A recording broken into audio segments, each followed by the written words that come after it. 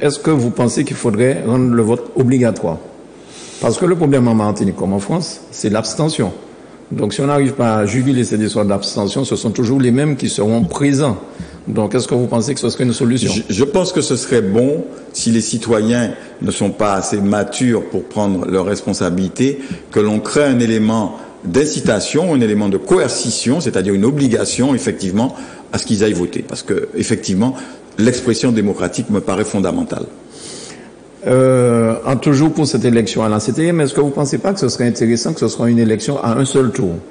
Comme ça pourrait permettre à tous ceux qui ont dépassé un certain seuil de participer à la démocratie à l'ACTM.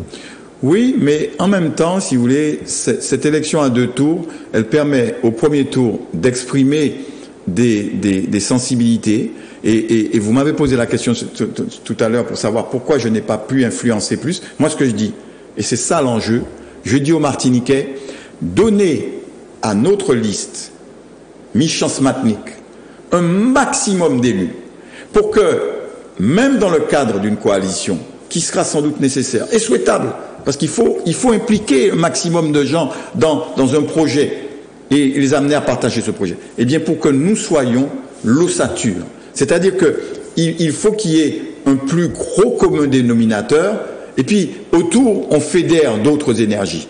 Et donc moi, non, je trouve que c'est pas mal. Ce système à deux tours n'est pas mal du tout. Je suis plutôt pour. Est-ce que vous seriez d'accord pour changer certaines choses dans la loi de la CTM, c'est-à-dire les 11 sièges supplémentaires? Oui, je pense que la prime majoritaire est trop importante.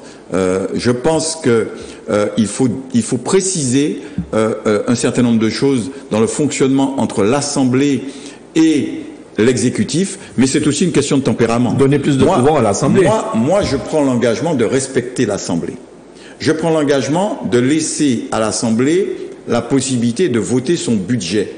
Je prends la responsabilité, si je suis président, de faire en sorte qu'il y ait une concertation permanente entre le président de l'Assemblée et le président de l'exécutif.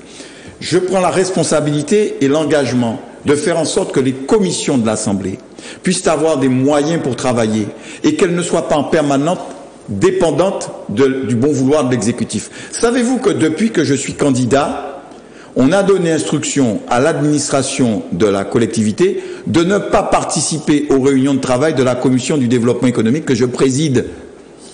C'est-à-dire que je n'ai plus d'interlocuteur. Quand je pose des questions par écrit, on ne me répond pas. On a donné instruction au personnel de la collectivité de ne pas répondre aux élus de l'Assemblée. Comment vous voulez que l'Assemblée, ça marche?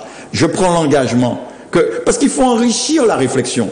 Je prends l'engagement que les commissions de l'Assemblée vont fonctionner avec des moyens, avec la mise à disposition de personnes compétentes pour leur donner les outils pour qu'ils puissent éclairer les décisions de l'exécutif. C'est une question d'état d'esprit. Si vous n'êtes pas un dictateur, ce que je ne suis pas, vous êtes plus efficace. Les dictatures, c'est bon pour les systèmes qui sont des systèmes non évolués. Nous sommes dans un pays évolué, c'est la démocratie qui doit fonctionner.